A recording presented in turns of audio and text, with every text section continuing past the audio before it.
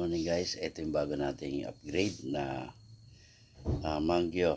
Ayan, kung makikita nyo, kompleto naman siya, may mga side pa, may silencer, and then ayan, kita nyo naman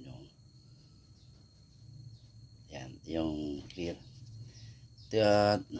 Leak test tayo nito hanggang ngayong umaga, simula ng Wednesday pa, kaya eto okay na siya. Binidyo ko na, nilagay lang natin hangin is 1,500.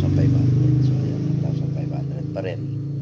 Yung output niya is 1,250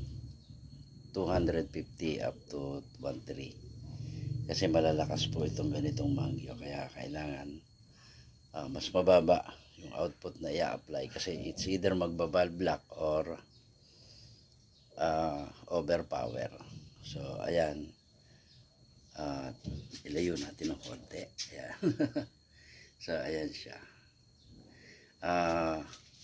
round bottom na rin yung kanyang tank. Hindi natin tinipid dyan, ibinagay lang natin kasi maiksi. Kung makikita nyo, ilang dangkalan to, isa, dalawa, wala pang 3.5 na dangkal ko, maiksi lang yung daliri natin, kaya maiksi talaga to, magaan. Tapos ayan, round bottom na, hindi natin tinipid, nilagyan natin ng mas maayos na tank.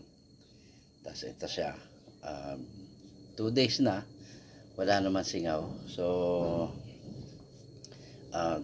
pwede na to i-release. So dun sa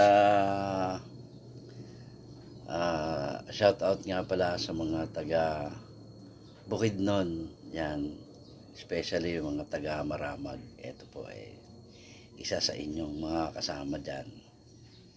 So hanggang dito na lang, at maraming salamat po.